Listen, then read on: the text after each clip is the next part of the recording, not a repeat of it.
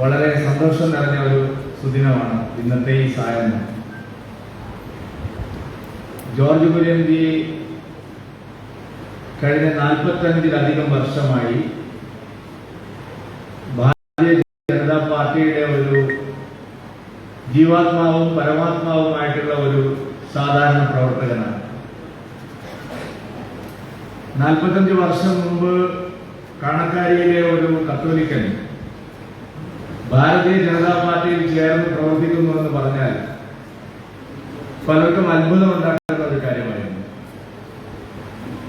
Shri P J തോമസിനെ പോലുള്ള ആളുകൾ ഇവിടെ ഇരിപ്പുണ്ട്. വിരലിലെണ്ണാവുന്ന ആളുകൾ മാത്രമായിരുന്നു ആ കാലത്ത്.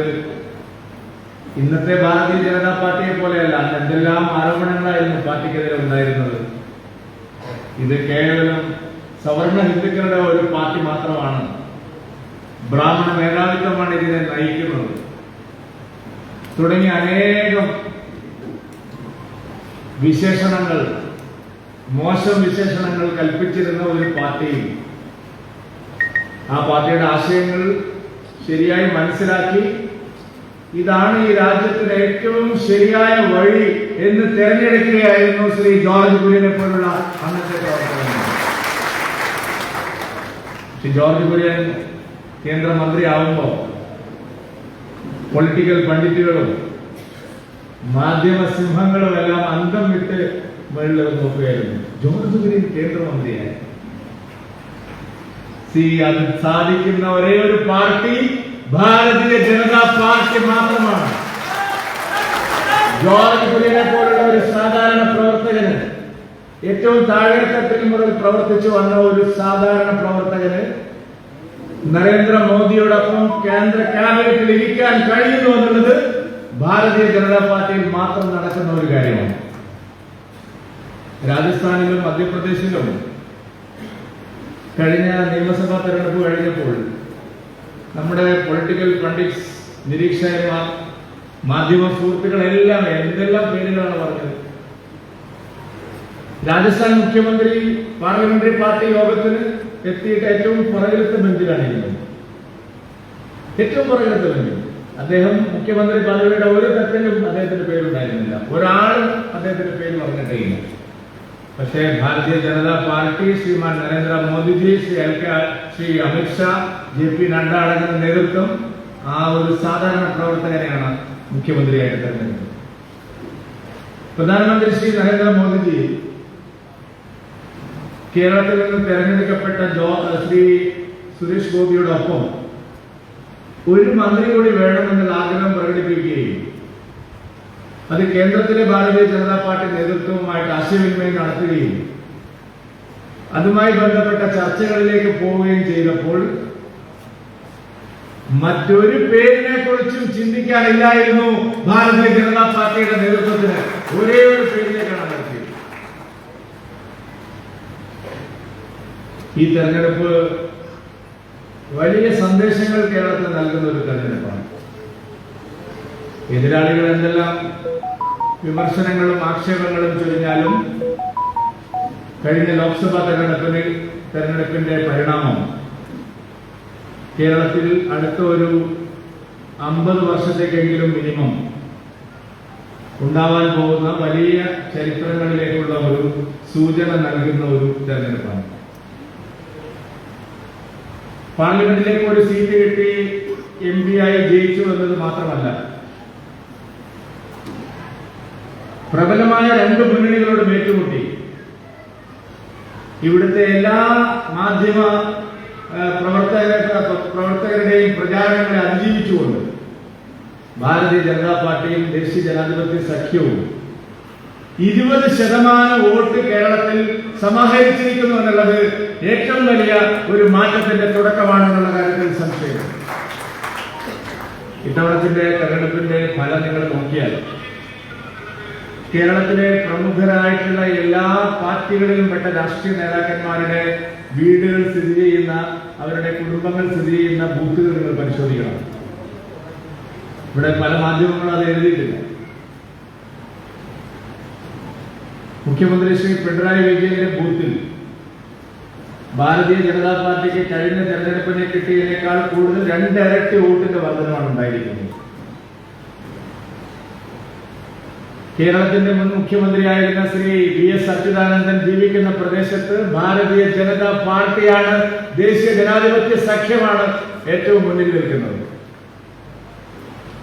കേരളത്തിന്റെ മുൻ പ്രതിപക്ഷ നേതാവും ആഭ്യന്തര മന്ത്രിയുമെല്ലാമായിരുന്ന ശ്രീ രമേശ് ചെന്നിത്തലയുടെ വീട് സ്ഥിതി ചെയ്യുന്ന സ്ഥലത്ത് ഏറ്റവും വലിയ മുന്നേറ്റം നടത്തി മുന്നിൽ വന്നിരിക്കുന്നത് ഭാരതീയ ജനതാ പാർട്ടിയാണ്.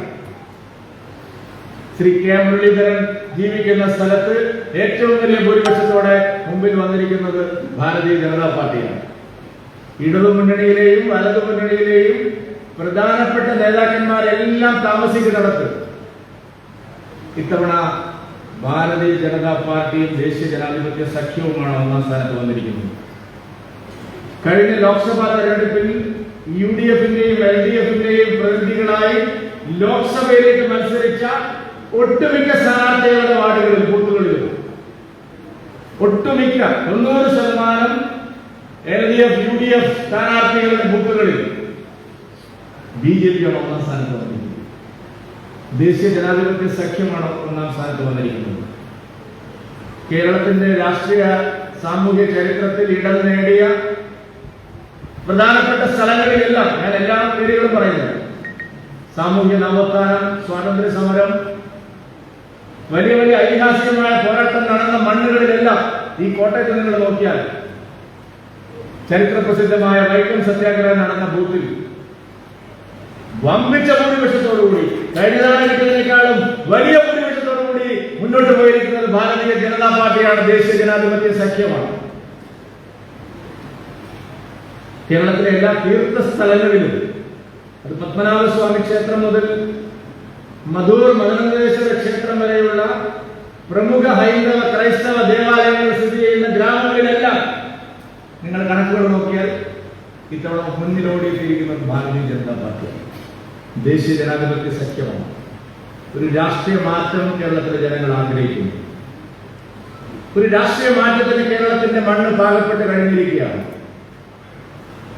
നിങ്ങൾ ആസാമിന്റെ ചരിത്രമെടുത്താൽ, കർണാടകയുടെ ചരിത്രമെടുത്താൽ, തെലങ്കാനയുടെ ചരിത്രമെടുത്താൽ, ഒറീസയുടെ ചരിത്രമെടുത്താൽ, ഹരിയാനയുടെ ചരിത്രമെടുത്താൽ, ഹിമാചൽ പ്രദേശിന്റെ ചരിത്രമെടുത്താൽ, അവിടെയുള്ള എല്ലാ സ്ഥലത്തും ഭാരതീയ ജനതാ പാർട്ടിയുടെ വളർച്ചയുടെ ചരിത്രം നിങ്ങൾ എടുത്താൽ 20% വോട്ടിലേക്ക് ഭാരതീയ ജനതാ പാർട്ടി എത്തിയതിനു ശേഷമാണ് പിന്നീട് നടന്ന തെരഞ്ഞെടുപ്പുകളിലെല്ലാം ഭാരതീയ ജനതാ പാർട്ടിക്ക് അവിടെ അധികാരങ്ങളിൽ എത്താൻ സാധിച്ചിട്ടുള്ളതെന്നാണ് ചരിത്രം. ഇത്രയും പ്രബലമായ രണ്ട് മുന്നണികൾ. ഞങ്ങളുടെ മുന്നണി ഒരു നവാഗത മുന്നണിയാണ്. ആ മുന്നണിയിൽ പ്രബലമായ ഒരു ഘടകകക്ഷിയേ ഉള്ളൂ, അത് BDJS ആണ്. ബാക്കി ചെറിയ കക്ഷികളാണ്. വെറും 8 വർഷത്തെ വലിപ്പം മാത്രമല്ല, അത് മാത്രമേ ഞങ്ങളുടെ മുന്നണിക്കുള്ളൂ കാലയളവ്. ആ മുന്നണിയിൽ നിന്ന് 2 മുന്നണികളോട് മത്സരിച്ച് മുഖ്യമന്ത്രിയുടെ പാർട്ടി 19 നിയമസഭാ മണ്ഡലങ്ങളിൽ ലീഡ് ചെയ്യുമ്പോൾ ഇതുവരെ ഒരു സീറ്റിലും ജയിച്ചിട്ടില്ലാത്ത ഭാരതീയ ജനതാ പാർട്ടി NDA 11 നിയമസഭാ മണ്ഡലങ്ങൾ ലീഡ് ചെയ്യുകയാണ്. മുഖ്യമന്ത്രിയുടെ പാർട്ടിയും ഭാരതീയ ജനതാ പാർട്ടിയുടെ തമ്മിലുള്ള വോട്ട് വ്യത്യാസം നിങ്ങൾ നോക്കിയാൽ മറികടക്കാൻ അതിവേഗം കഴിയുന്ന ഒരു ചെറിയ വോട്ട് വ്യത്യാസം മാത്രമാണ്. ഞങ്ങൾ ആദ്യമേ തന്നെ പറഞ്ഞിരുന്നു, ഇതൊരു ഗെയിം ചേഞ്ചർ ഇലക്ഷൻ ആയിരിക്കും. ആശയപരമായ ഒരു മാറ്റമാണ് ഇവിടെ ഉണ്ടാവുന്നത്, കേവലമായ ഒരു വോട്ട് വർധനമല്ല. അതാണ് വിപ്ലവത്തിന്റെ മണ്ണിൽ പുന്നപ്രയിലും വയലാറിലും ഭാരതീയ ജനതാ പാർട്ടി ലീഡ് ചെയ്യുന്നത് നാം കണ്ടത്.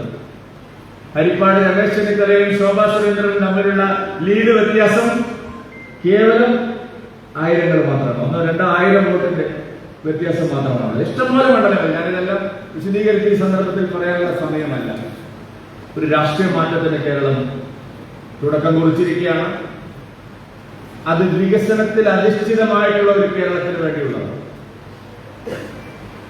വികസനത്തിന് വേണ്ടിയുള്ളതാണ്. കേരളത്തിൽ ഇപ്പോൾ ഉണ്ടായിരിക്കുന്ന രാഷ്ട്രീയ മാറ്റം കേരളത്തിന്റെ പൊതുവായ വികസനത്തിന് എങ്ങനെ ആക്കം കൂട്ടാം. അതുകൊണ്ടാണ് ആദരണീയനായ പ്രധാനമന്ത്രി ശ്രീ നരേന്ദ്രമോദിജി സുരേഷ് ഗോപിയോടൊപ്പം ശ്രീ ജോർജ് കുര്യനെയും മന്ത്രിയാക്കിയിരിക്കുന്നത്. കേരളത്തിന് പ്രധാനമന്ത്രി നൽകിയ വകുപ്പുകൾ മാത്രം നിങ്ങൾ പരിശോധിച്ചാൽ മതി. കേരളത്തിന് ഏറ്റവും അനന്തമായ സാധ്യതകളുള്ള, കേരളത്തിന് ഏറ്റവും അത്യാവശ്യം വേണ്ട വകുപ്പുകളാണ് ശ്രീ സുരേഷ് ഗോപിക്കും ശ്രീ ജോർജ് കുര്യനും പ്രധാനമന്ത്രി നൽകിയിരിക്കുന്നത്.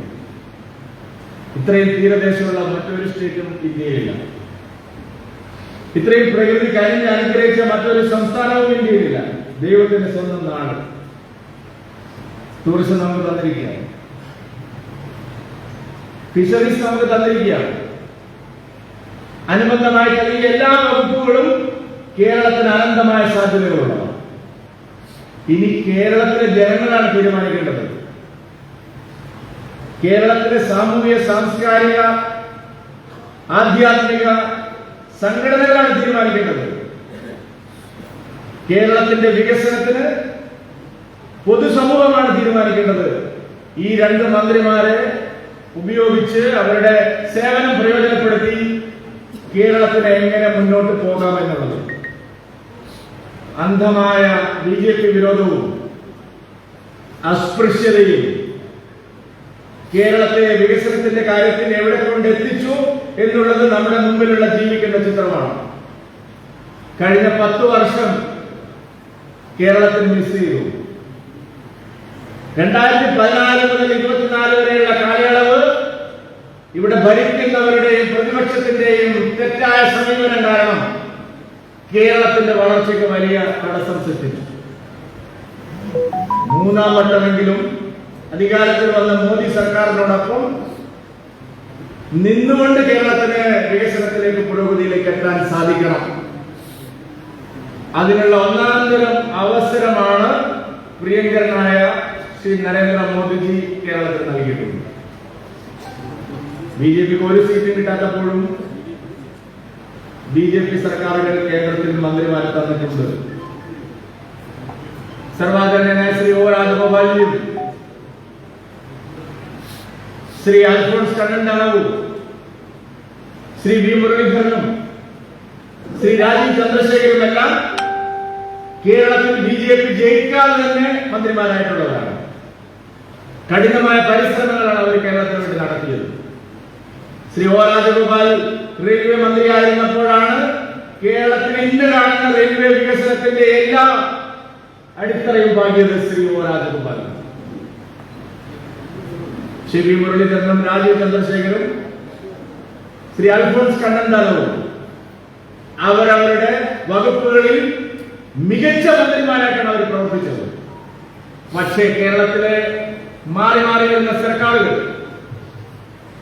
ഭരണ നേതൃത്വങ്ങൾ, രാഷ്ട്രീയ സംവിധാനങ്ങൾ ഭാവാത്മകമായ ഒരു നിലപാട് സ്വീകരിച്ച് കേരളത്തിന്റെ പുരോഗതിക്ക് അതിനെ പ്രയോജനപ്പെടുത്താൻ അവർ തയ്യാറായില്ല. ഇനിയെങ്കിലും എനിക്ക് ഒരു ഭാരതീയ ജനതാ പാർട്ടിയുടെ എളിയ സംസ്ഥാന അധ്യക്ഷൻ എന്നുള്ള നിലയിൽ കേരളത്തിലെ സർക്കാരിനോടും ഇവിടുത്തെ MP-മാരോടും അഭ്യർത്ഥിക്കാനുള്ളത്, ഈ സുവർണാവസരം, ഏറ്റവും നല്ല അവസരം ശ്രീ ജോർജ് കുര്യനെ പോലെ, ശ്രീ സുരേഷ് ഗോപിയെ പോലുള്ള 2 മന്ത്രിമാരെ അവരുടെ സേവനങ്ങളെ പ്രയോജനപ്പെടുത്തി കേരളത്തിന്റെ വികസനത്തിന് അത് മുതൽക്കൂട്ടാക്കി മാറ്റാൻ എല്ലാവരും പരിശ്രമിക്കണമെന്നുള്ളത്.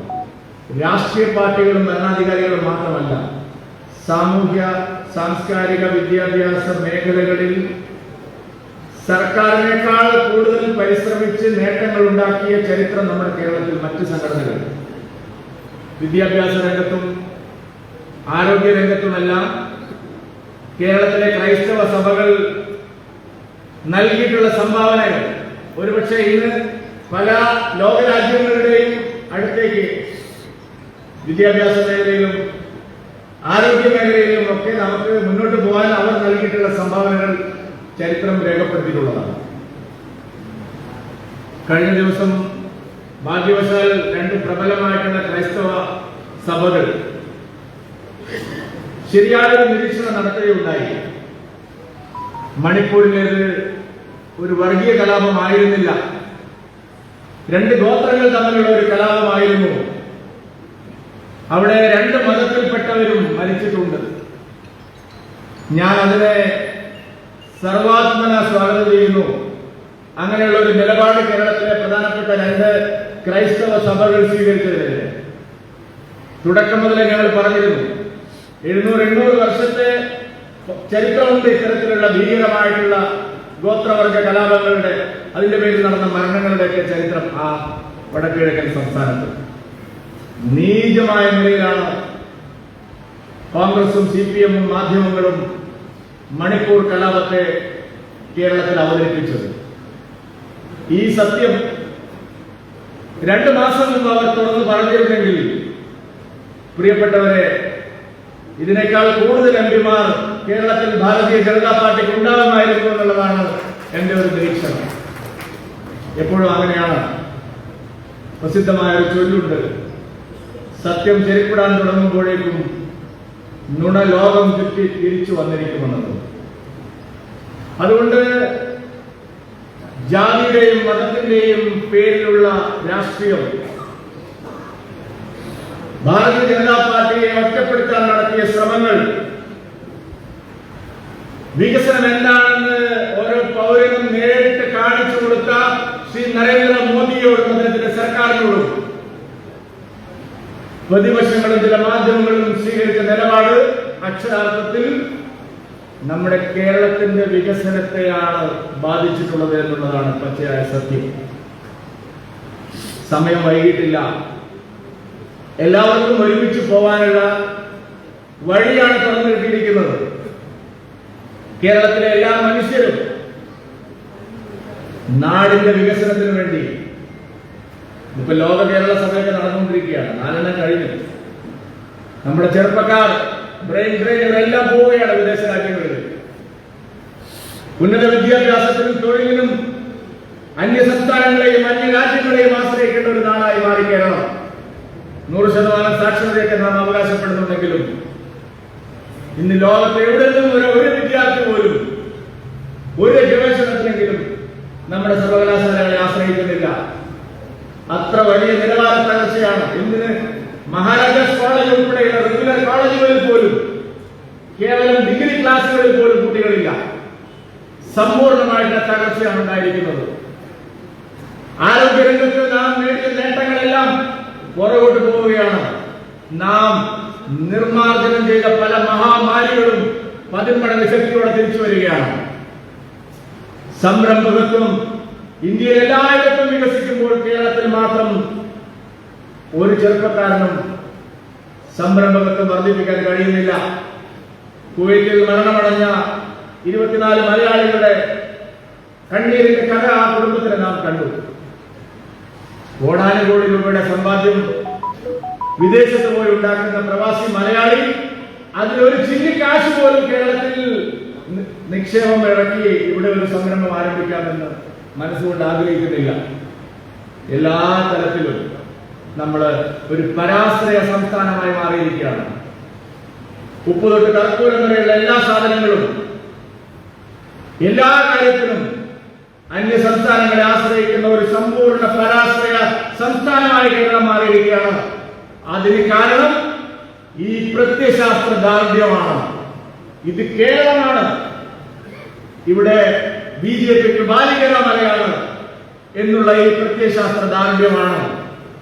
നമുക്ക് വികസനം ആവശ്യമില്ല, മറിച്ച് BJPയെ മാറ്റി നിർത്തിയാൽ മതി എന്നുള്ള ഈ 2 മുന്നണികളുടെയും നകാരാത്മകമായ നിലപാടാണ്. പ്രിയപ്പെട്ടവരെ, ആ നിലപാടിലുള്ള കണക്കറ്റ തിരിച്ചടിയാണ് ഈ ലോക്സഭാ തെരഞ്ഞെടുപ്പിന്റെ ഫലത്തിലൂടെ കേരളത്തിലെ ജനങ്ങൾ നൽകിയിരിക്കുന്നു എന്നുള്ളതാണ് ഇതിന്റെ ഏറ്റവും വലിയ സന്ദേശം. ഞാൻ ദീർഘിപ്പിക്കുന്നില്ല. ജോർജ് കുര്യൻജിയുടെ വാക്കുകൾ കേൾക്കാനാണ് നിങ്ങൾ കാത്തിരിക്കുന്നത്. അദ്ദേഹത്തെ ആശംസിക്കാനെത്തിയിട്ടുള്ള പ്രഗത്ഭരായിട്ടുള്ള വ്യക്തികളും ഇവിടെ ഇരിക്കുകയാണ്. ശരിയായി ഈ മാറ്റം ജനങ്ങൾക്ക് ഉപകാരപ്പെടുന്ന തരത്തിൽ, ഇവിടുത്തെ ഓരോ പൗരനെയും നേരിട്ട് ബാധിക്കുന്ന തരത്തിൽ നമുക്കതിനെ പ്രയോജനപ്പെടുത്താൻ സാധിക്കണം. ശ്രീ ജോർജ് കുര്യനും ശ്രീ സുരേഷ് ഗോപിയും ഏതെങ്കിലും ഒരു പാർട്ടിയുടെ മാത്രം മന്ത്രിയല്ല, ഏതെങ്കിലും ഒരു സമുദായത്തിന്റെയും മന്ത്രിയല്ല. ജോർജ് കുര്യനും സുരേഷ് ഗോപിയും 4 കോടി വരുന്ന കേരളത്തിലെ എല്ലാ പൗരന്മാരുടെയും മന്ത്രിയാണ്. ഏത് സമയത്തും നിങ്ങൾക്ക് അവരുടെ വാതിലുകൾ മുട്ടാം. ജനങ്ങളുടെ ആവശ്യങ്ങൾക്കുമായി സദാ തുറന്നിട്ടിരിക്കും കേരളത്തിലെ 2 BJP മന്ത്രിമാരുടെയും വാതിലുകൾ. കെട്ടുകാഴ്ചകളില്ലാതെ അവർ ജനങ്ങൾക്ക് വേണ്ടി ഉണ്ടാവും എന്ന് ഭാരതീയ ജനതാ പാർട്ടി അധ്യക്ഷൻ എന്നുള്ള നിലയിൽ ഞാനിവിടെ പറയാൻ ആഗ്രഹിക്കുകയാണ്. ഈ 5 കൊല്ലം നമുക്ക് വികസനത്തിന്റെ വെള്ളി വെളിച്ചം കേരളത്തിലെ ഓരോ പൗരനും ആശ്രയിക്കാൻ കഴിയുന്ന ഒരു അഭയ സങ്കേതമായി ഈ 2 മന്ത്രിമാരുടെയും ഓഫീസുകൾ മാറട്ടെ എന്ന് ഞാൻ ആശിക്കുന്നു. ലളിതമായ ജീവിതശൈലിയും സാധാരണക്കാരനെ പോലെ ഈ നാട്ടിൽ നിങ്ങളുടെയൊക്കെ മുമ്പിൽ ജീവിച്ച ജോർജ് കുര്യൻ, എനിക്ക് ഉറപ്പുണ്ട് 5 കൊല്ലം കഴിയുമ്പോഴും ഇതേ ജോർജ് കുര്യൻ തന്നെയായിട്ട് നിങ്ങളുടെ മുമ്പിൽ വരും. അത്രയും ലാളിത്യത്തോടെ അതേ ജീവിതശൈലിയോടെ എന്നെനിക്ക് ഉറപ്പുണ്ട്. ജോർജ് കുര്യൻ ഞങ്ങളുടെ പാർട്ടിക്കകത്ത് എപ്പോഴും ഭാഗ്യം ചെയ്തിട്ടുള്ള ഒരു പ്രവർത്തകനാണ്. BJPക്ക് അധികാരത്തിന്റെ ഏതെങ്കിലും ഒരു അവസരം ലഭിക്കാൻ ഇടവന്നിട്ടുണ്ടോ അന്നെല്ലാം പ്രിയപ്പെട്ട ജോർജ് കുര്യന് ദൈവം അവിടെ ആ അധികാര സ്ഥാനത്തിലിരിക്കാൻ അവസരം കൊടുത്തിട്ടുണ്ട്. വീണ്ടും മോദിക്കും പാർട്ടിക്കും ജോർജ് കുര്യനെ പരിഗണിക്കേണ്ടി വന്നതും ആ കാലയളവിലൊന്നും അധികാരത്തിന്റെ ഒരു ലഹരിയും ഒരു തരത്തിലും ജോർജ് കുര്യനെ ബാധിച്ചിരുന്നില്ല. ഇരുന്ന കസേരയുടെ മഹത്വം എന്താണെന്ന് മനസ്സിലാക്കി അതിന്റെ ശുദ്ധി 100% കാത്തു സൂക്ഷിച്ചിട്ടുള്ള പൊതുപ്രവർത്തകരാണ് ശ്രീ ജോർജ് കുര്യൻ. അടുത്ത 5 കൊല്ലവും കേരളത്തിലെ ജനങ്ങൾ അതാണ് ജോർജിൽ നിന്ന് പ്രതീക്ഷിക്കുന്നത്. പാർട്ടി അങ്ങനെയാണ് ജോർജ് കുര്യനെ മോൾഡ് ചെയ്തിരിക്കുന്നത്. അദ്ദേഹം തന്നെ പറയുന്നുണ്ട്, എന്നെ മോൾഡ് ചെയ്തത് ശ്രീ ഒ രാജഗോപാൽജി, ഭാരതീയ ജനതാ പാർട്ടിയുടെ അനേകം നേതാക്കന്മാർ, രാജേട്ടൻ മുതൽ ഇത്രയും പൊന്നനായിട്ടുള്ള രാജേട്ടൻ മുതൽ ഈ എളിയ പ്രവർത്തകനായിട്ടുള്ള എന്നോടൊപ്പം വരെ പാർട്ടിയുടെ സംസ്ഥാന ഭാരവാഹി കാലമായി ഇരുന്ന് പ്രവർത്തിക്കാൻ കഴിഞ്ഞിട്ടുള്ള 40 കൊല്ലത്തെ അനുഭവ പാരമ്പര്യം ശ്രീ ജോർജിന് മറ്റാർക്കും ലഭിക്കാത്തിട്ടുള്ള വലിയൊരു മുതൽക്കൂട്ടാണ്. ആ അനുഭവം, ആ എക്സ്പീരിയൻസ് ഈ 5 കൊല്ലം ജോർജ് കുര്യൻ വിദഗ്ധമായി നല്ല നിലയിൽ ഉപയോഗിക്കുമെന്ന് ഞാൻ പൂർണ്ണമായിട്ടും ഉറച്ചു വിശ്വസിക്കുന്നു. നിങ്ങളുടെ എല്ലാവരുടെയും അകമഴിഞ്ഞ പിന്തുണ എപ്പോഴും ജോർജിന് ഉണ്ടാവണം എന്നൊരിക്കൽ കൂടി അഭ്യർത്ഥിച്ചുകൊണ്ട് ഈ സമ്മേളനം ഔപചാരികമായി ഉദ്ഘാടനം ചെയ്താൽ എന്റെ വാക്കുകൾ അവസാനിപ്പിക്കുന്നു. നിങ്ങൾക്ക് നമസ്കാരം. വന്ദേ മാതരം. അടുത്തതായി ആശംസാ പ്രസംഗങ്ങളും അനുഗ്രഹ പ്രഭാഷണങ്ങളുമാണ്. ദയവായി വന്നിരിക്കുന്ന അനുഭാവികളും പ്രവർത്തകരും പ്രിയപ്പെട്ട ജോർജേട്ടന്റെ മറുപടി പ്രസംഗത്തിന് ശേഷം മാത്രമേ ഈ സ്വീകരണ യോഗത്തിൽ നിന്ന് പോകാവൂ എന്ന് പ്രത്യേകം പറയുന്നു. ആശംസാ പ്രസംഗങ്ങളും അതുപോലെ തന്നെ അനുഗ്രഹ പ്രഭാഷണവും നടത്തുന്നവർ വളരെ ചുരുങ്ങിയ വാക്കുകളിൽ അവരുടെ അനുഗ്രഹം ചൊരിയണം എന്ന് മാത്രം പറഞ്ഞുകൊണ്ട് ആദ്യമായി വാഴൂർ തീർത്ഥപാദാശ്രമ മഠാധിപതി ശ്രീമദ് പ്രജ്ഞാനന്ദ തീർത്ഥപാദ സ്വാമികളെ അനുഗ്രഹ മജസ്സുകൾക്കായി ക്ഷണിക്കുന്നു.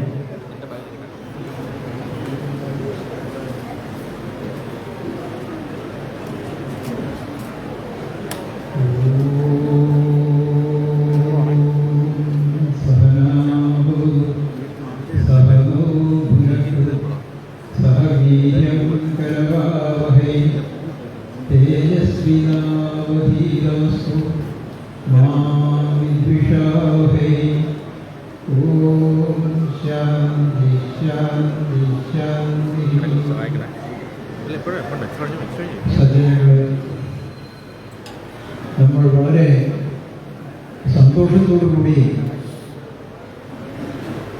ജോർജ് കുര്യൻ അവരുടെ സ്വാഗതം ചെയ്യുന്ന ഒരു സന്ധ്യ വേളയാണ്.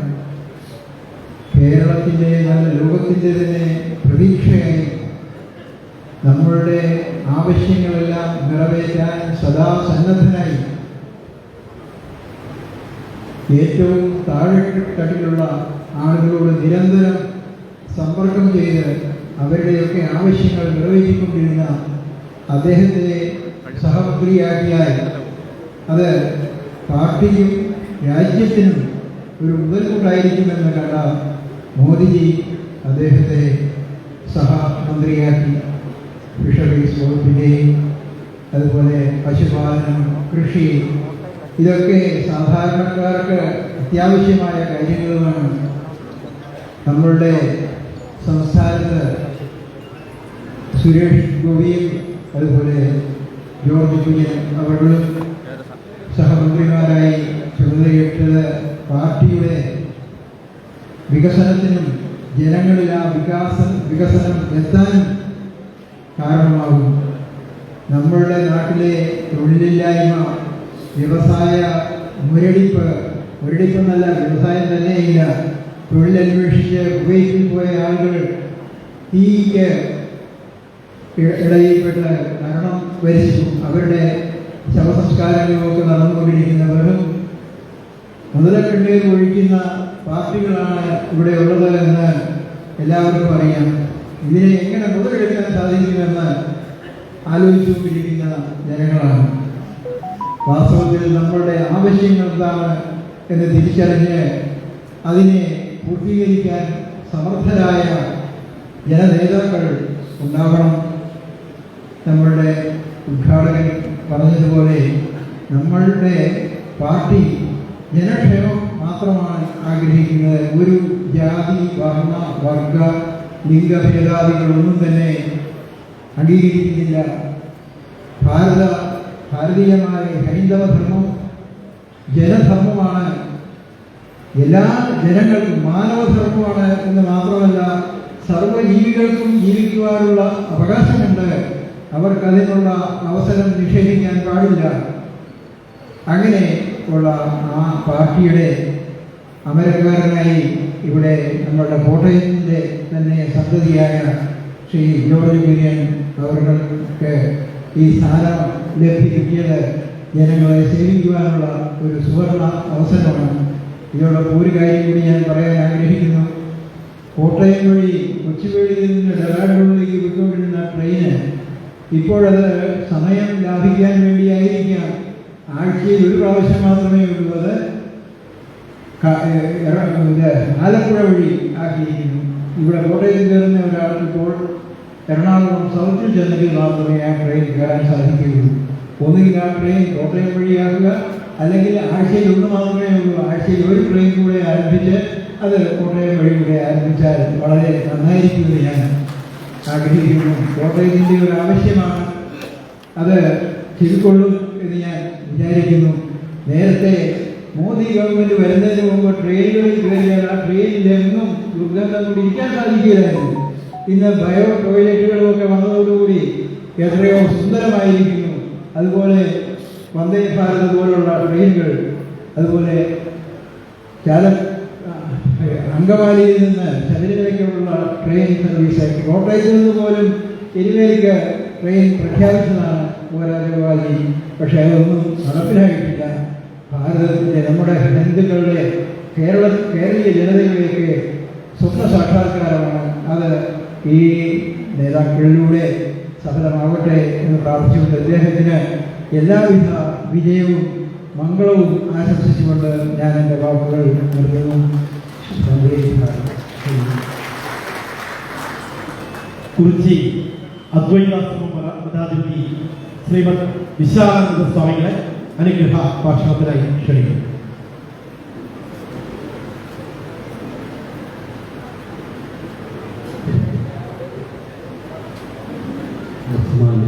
അധ്യക്ഷാംഗമായിരിക്കുന്ന സദസ്സിന് നമസ്കാരം. ഞാൻ അധികം ദീർഘിപ്പിക്കുന്നില്ല. ഈ സദസ്സിൻ്റെ പ്രത്യേകത എല്ലാവർക്കും അറിയാം.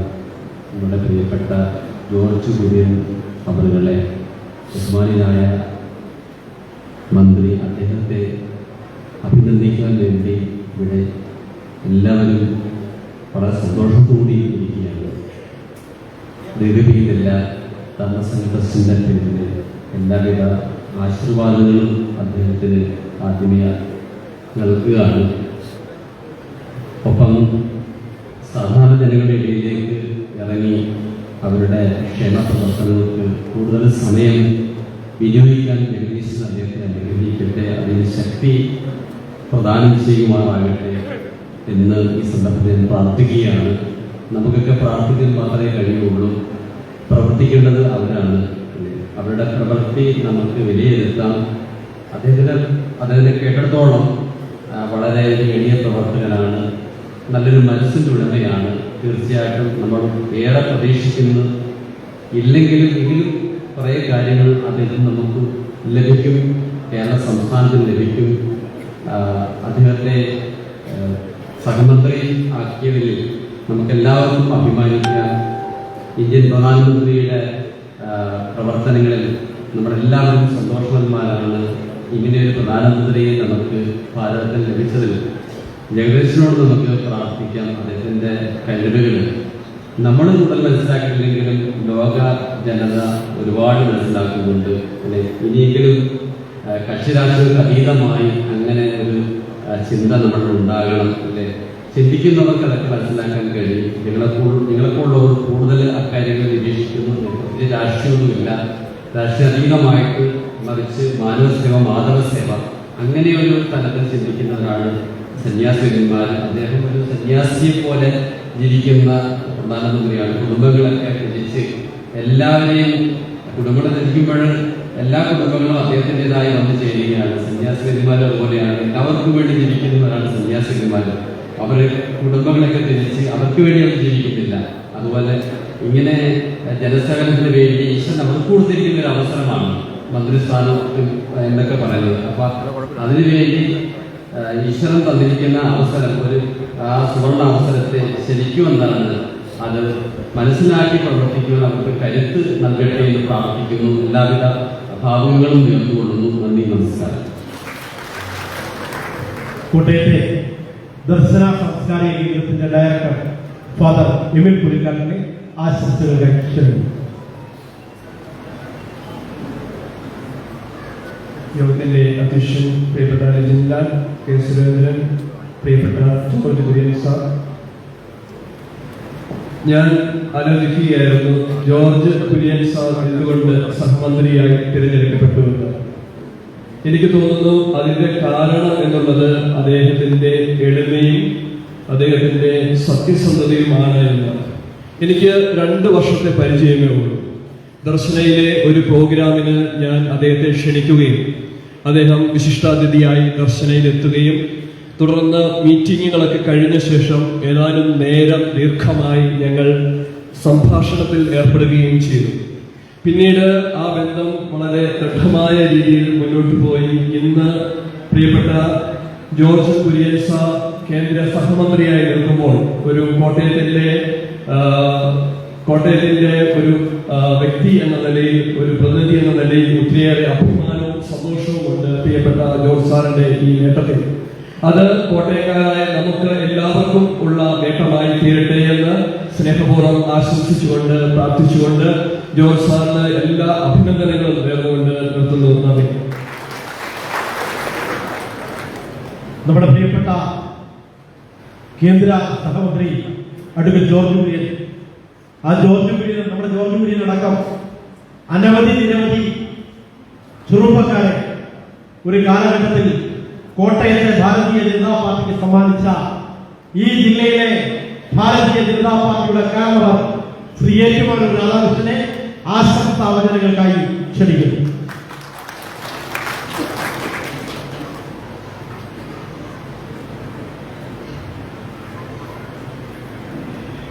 ബഹുമാനപ്പെട്ട അധ്യക്ഷൻ ശ്രീ ജില്ലാൽ, ബഹുമാനപ്പെട്ട ഉദ്ഘാടകൻ ശ്രീ സുരേന്ദ്രൻ BJP സംസ്ഥാന പ്രസിഡന്റ്, ഇന്നത്തെ നമ്മുടെ മുഖ്യാതിഥി കേന്ദ്രമന്ത്രി ശ്രീ ജോർജ് കുര്യൻ, സന്യാസി ശ്രേഷ്ഠന്മാർ, അച്ഛന്മാർ, വേദിയിലും സദസ്സിലുമുള്ള ബഹുമാന്യ വ്യക്തിത്വങ്ങളെ, പ്രിയമുള്ള ഗുരുജനങ്ങളെ, അമ്മമാരെ, സഹോദരന്മാരെ, പ്രിയമുള്ള, സമയം ഏറെ വൈകി. ഞാൻ ദീർഘമായൊന്നും പറയാനില്ല, ധാരാളം കാര്യങ്ങൾ പറയാനുണ്ട്. അതൊന്നും ഇപ്പോൾ പറയുന്നത് ഔദ്യോഗികമാണെന്ന് തോന്നുന്നില്ല. ഒരു സിനിമ പാട്ടുണ്ട്, വ്യത്യസ്തനാം ബാലനെ സത്യത്തിലാരും തിരിച്ചറിയില്ല. മോളി തിരിച്ചറിഞ്ഞു എന്നുള്ളതാണ്. നമ്മുടെ ഇടയിൽ വ്യത്യസ്തനാണ് എന്ന് പറഞ്ഞാൽ ഇവിടെ പറഞ്ഞല്ലോ, എനിക്ക് മുമ്പ് പ്രസംഗിച്ച ഫാദർ പറഞ്ഞതുപോലെ വളരെ സത്യസന്ധനായ ഒരു പ്രവർത്തനം നമ്മുടെ ഇടയിൽ ജീവിച്ച, ഇപ്പോൾ ഇവിടെ ഇരിക്കുന്ന കുറുപ്സാറുണ്ട്, കുറുപ്പുണ്ട്, അതല്ലെങ്കിൽ ശൈലനുണ്ട്, നമ്മുടെ ഇവിടെ ഇരിക്കുന്ന 100 കണക്കിന് പ്രവർത്തകർ, ഇവരെല്ലാം പേരെടുത്ത് വിളിച്ച് പറഞ്ഞ് സംസാരിക്കാൻ കഴിയുന്ന ഒരു വ്യക്തിയാണ് മന്ത്രി. അതാണ് എൻ്റെ പ്രത്യേകത. സാധാരണക്കാരുടെ ഇടയിൽ ജീവിച്ച ഒരാൾ. 1980 മുതൽ 1979 മുതൽ, അതായത് ജനതാ പാർട്ടിയുടെ രൂപീകരണം നടക്കുമ്പോൾ ഞാൻ ജോർജ് കുര്യൻ്റെ കുടുംബമായിട്ട് നിലനിൽക്കുന്നത്. ജോർജ് കുര്യൻ്റെ അച്ഛൻ കുര്യൻ, ജോർജ് കുര്യനെക്കാളും ഒരു കൊച്ചുണ്ട്, വളരെ കൊച്ചുണ്ട്. ജോർജ് വീട്ടിൽ നിന്ന് പോയാൽ ചിലപ്പോൾ ദിവസങ്ങളോളം കഴിഞ്ഞാൽ ഫുൾടൈം പോലെ പ്രവർത്തിക്കുന്നത്. ഫുൾടൈം നടക്കാനല്ല, പക്ഷേ ഫുൾടൈം പോലെ പ്രവർത്തിക്കുന്നത്. തപ്പി എൻ്റെ വീട്ടിൽ ഞാനെന്താ ഏറ്റുമാനൂർ ടൗണിലാണ് താമസിച്ചത്. എൻ്റെ അമ്മ എനിക്ക് 92ാമത്തെ വയസ്സിലായിരുന്നു. എൻ്റെ അമ്മയോട് ശണ്ട പോയിട്ടുണ്ട്. ഒരു രസകരമായ ഒരു വാചകം അറിയാം. എൻ്റെ മകനെ തിരിച്ചു നിങ്ങൾ ഉത്തരം പറയേണ്ടി വരും കേട്ടോ എന്ന് എൻ്റെ അമ്മയോട് എനിക്ക് ദേഷ്യപ്പെട്ട് കുര്യൻ, അതായത് ജോർജിൻ്റെ അച്ഛൻ. പിന്നെ നിങ്ങളുടെ അച്ഛൻ എൻ്റെ അടുത്തല്ലേ ഇരിക്കുന്നത്, നിങ്ങളുടെ മകൻ എൻ്റെ അടുത്തല്ലേ ഇരിക്കുന്നത്, അമ്മയെ ദേഷ്യപ്പെട്ടു തമാശ. അപ്പോൾ ഞാൻ പറഞ്ഞു വരുന്നത്, അപ്പോൾ എത്രമാത്രം കഷ്ടപ്പാട് വിവരണങ്ങളിലേക്കൊന്നും ഞാൻ എത്രമാത്രം യാഗോചിതമായ ഒരു പ്രവർത്തനത്തിൻ്റെ ഫലം സാധാരണക്കാരായ നമ്മുടെ ഇടയിൽ പ്രവർത്തിച്ച ഒരാളെ മന്ത്രി ആക്കി എന്നുള്ളത്. അതാണ് ഇതിൻ്റെ ഏറ്റവും വലിയ. അത് ഞാൻ പറഞ്ഞ മോഡിയെ തിരിച്ചത് നമ്മുടെ ബഹുമാനായ പ്രധാനമന്ത്രി ചരിത്രം സൃഷ്ടിച്ച 3ാമതും ഇന്ത്യയുടെ പ്രധാനമന്ത്രിയായപ്പോൾ അത് കണ്ടു എന്നുള്ളതാണ്, കാണാൻ കഴിയും എന്നുള്ളതാണ്. അതിന് മോഡിയെയും BJP കേന്ദ്ര നേതൃത്വത്തെയും എത്ര പ്രശംസിച്ചാലും മതിയാണ്. നല്ലൊരു സെലക്ഷൻ. കാരണം ഇദ്ദേഹം മന്ത്രിയാണെന്ന് ആരെങ്കിലും പ്രതീക്ഷിച്ചത്? ഇവിടത്തേക്ക് ആരും പ്രതീക്ഷിച്ച് എനിക്ക് തോന്നുന്നില്ല. കാരണം സുരേഷ് ഗോപി മന്ത്രിയാവുമെന്ന് ഞാൻ പ്രതീക്ഷിച്ചു. കാരണം അദ്ദേഹം സിനിമാനാണ്, അവിടെ തെരഞ്ഞെടുപ്പ് പ്രചരിപ്പിച്ചതാണ്. അദ്ദേഹം മന്ത്രിയാകാൻ പോകുന്നു, ജയിച്ചു. അദ്ദേഹം മന്ത്രിയാവുന്നു വെള്ളം പ്രതീക്ഷിച്ചു. പക്ഷേ ജോർജ് കുര്യൻ മന്ത്രിയാവുന്ന ആരും പ്രതീക്ഷിച്ചു. അപ്പൊ അങ്ങനെയുള്ള ജോർജ് കുര്യൻ ഒരു സാധാരണ പ്രവർത്തകനെ റെപ്രസെന്റ് ചെയ്യുന്ന മന്ത്രി. എന്നോട് ഒരാൾ പറഞ്ഞു, ക്രിസ്ത്യൻ മന്ത്രി. നമ്മൾ ക്രിസ്ത്യാനിയായിട്ടല്ല, ഒരു ക്രിസ്ത്യാനി ആയതുകൊണ്ടല്ല ജോർജ് കുര്യനെ മന്ത്രിയാക്കിയത്, മറിച്ച് നമ്മുടെ ഇടയിൽ പ്രവർത്തിക്കുന്ന ഒരു സാധാരണ പ്രവർത്തകൻ എന്നുള്ളത് മതിച്ചു വെച്ചിട്ടാണ്, അദ്ദേഹത്തിന്റെ കഴിവ് വെച്ചിട്ടാണ്, അദ്ദേഹത്തിന്റെ ത്യാഗം മനസ്സിലാക്കിക്കൊണ്ടാണ്, പ്രവർത്തന പാരമ്പര്യം മനസ്സിലാക്കിക്കൊണ്ടാണ്. ഏതാണ്ട് 46 വർഷത്തെ പാരമ്പര്യം. അതിനോടൊക്കെ അദ്ദേഹത്തെ സൂക്ഷിച്ചിട്ടുണ്ട്. എനിക്കറിയാം, എനിക്ക് വേറെ പണിയൊന്നുമില്ല. ഈ പാർട്ടി ഹിന്ദുക്കളുടെ പാർട്ടിയിലാണ് നീ പ്രവർത്തിക്കുന്നത് ചോദിച്ചിട്ടുണ്ട്, എനിക്കറിയാം. അതെല്ലാം കേട്ടും സഹിച്ചു. നിങ്ങൾക്കറിയാം, ഒരു കാലഘട്ടത്തിൽ ഞാൻ മറുപടി പറഞ്ഞതാണ്, നിലയ്ക്കൽ സമരം. അതിന് പ്രത്യേകത അറിയാമല്ലോ. ആ നിലയ്ക്കൽ സമര കാലഘട്ടത്തിൽ പോലും ഇദ്ദേഹത്തിന് എന്തെല്ലാം അവഹേളനങ്ങൾ സഹിക്കേണ്ടിട്ടുണ്ടെന്ന് അന്നും നമ്മളോടൊപ്പം ഉറച്ചു നിന്നിട്ടുള്ള, ഈ പ്രസ്ഥാനത്തോടൊപ്പം ഉറച്ചു നിന്നിട്ടുള്ള, എന്നും ഈ പ്രസ്ഥാനത്തോടൊപ്പം നിന്നിട്ടുള്ള ഒരു വ്യക്തിയാണ് ശ്രീ ജോർജ് കുര്യൻ. ജോർജ് കുര്യനിൽ നിന്ന് ധാരാളം പഠിക്കാറുണ്ട്. കാരണം RSSലേക്ക് പാടുന്നൊരു പാട്ടുണ്ട്, യഥാർത്ഥമായ മാതൃക വേണം എന്ന് നമ്മൾ പറയാറില്ലേ, മഹത്വമായ ലക്ഷ്യം വേണം. അപ്പോൾ മഹത്വമായ ലക്ഷ്യത്തിന് ആരാ വേണ്ടത്? ആരെ കണ്ട പഠിക്കുന്നത്? മാതൃകളെ കണ്ട. അപ്പോൾ ജോർജ് കുര്യനിൽ നിന്ന് ഒത്തിരി പഠിക്കണം. അങ്ങനെ പഠിക്കണം. അങ്ങനെയുള്ള ആളെ മന്ത്രിയാക്കിയിരിക്കുന്നു. ഞാൻ ദീർഘമായിട്ട് സംസാരിക്കുന്നില്ല. അങ്ങനെയുള്ള ജോർജ് കുര്യൻ്റെ എല്ലാ ഭാവവും. അതോടൊപ്പം ഒരു പ്രദേശം ജോർജ് കുര്യൻ പറയാൻ ഈ കോട്ടയം ജില്ല ഇവിടെ പ്രഗത്ഭരായ മറ്റ് രാഷ്ട്രീയ പാർട്ടി നേതാക്കന്മാരെ രാഷ്ട്രീയ പാർട്ടികൾ സജീവമായി നിൽക്കുന്ന ഒരു ജില്ലയാണ്. ഇന്നത്തെ ഉമ്മൻചാണ്ടി മരിച്ചുപോയി. കോൺഗ്രസ്സുകാരനാണ്. നമുക്ക് അഭിപ്രായ വ്യത്യാസം, കോൺഗ്രസിനോട് അഭിപ്രായ വ്യത്യാസമുണ്ട്. കോൺഗ്രസ് മുക്ത ഭാരതം മുദ്രാവാക്യം വെച്ചിട്ടുള്ള പാർട്ടിയാണ്. കോൺഗ്രസിന്റെ രാഷ്ട്രീയ പാർട്ടി ഇല്ലാതാകുന്നതാണ് എന്നുള്ളത്. കോൺഗ്രസ് പ്രതികാരം ചെയ്യുന്ന അഴിമതിയിലാകണം എന്നാണ് അവർ ഉദ്ദേശിച്ചത്. അപ്പൊ അങ്ങനെയുള്ള ആ മുഖ്യമന്ത്രി ജനങ്ങളോട് ഇടപെട്ടത് എങ്ങനെയാണ്? ആ ജനങ്ങളുടെ പ്രശ്നങ്ങൾ എങ്ങനെയാണ് പരിഹരിക്കാൻ അദ്ദേഹം താല്പര്യം കാണിച്ചത്? അത് ആ ഒരു വഴി, ആ ഒരു കാര്യം ശ്രീ ജോർജ് കുര്യൻ ശ്രദ്ധിക്കണം. ധാരാളം കാര്യങ്ങളായിട്ട് വരും. അപ്പോൾ ആ കാര്യങ്ങളെല്ലാം അഡ്രസ് ചെയ്യാനും ഒരു നല്ല മന്ത്രിയായി, ജനങ്ങൾക്ക് പ്രയോജനം ചെയ്യുന്ന നല്ലൊരു മന്ത്രിയായി, ഒരു വിപ്ലവം സൃഷ്ടിക്കുന്ന മന്ത്രിയായി കോട്ടയത്തെ പലരും പ്രതീക്ഷിക്കുന്നു. അത് കുറേ നേടിയെടുക്കാൻ കഴിയത്തക്ക ഒരു മന്ത്രിയായി അദ്ദേഹത്തിന് മാറണം. അദ്ദേഹത്തിന് മാറാൻ കഴിയട്ടെ. അതിന് ജഗദീശൻ, സർവശക്തനായ ജഗദീശൻ അദ്ദേഹത്തിന് എല്ലാ അനുഗ്രഹങ്ങളും നൽകട്ടെ, അനുഗ്രഹിക്കട്ടെ. ഓൾറെഡി അനുഗ്രഹിച്ചിട്ടുണ്ട്, കൂടുതൽ അനുഗ്രഹം നൽകട്ടെ എന്ന് ആശംസിച്ചുകൊണ്ട് ഞാൻ എൻ്റെ വലിയ ആശംസ അവസാനിപ്പിക്കുന്നു. ഇന്നത്തെ നമസ്കാരം.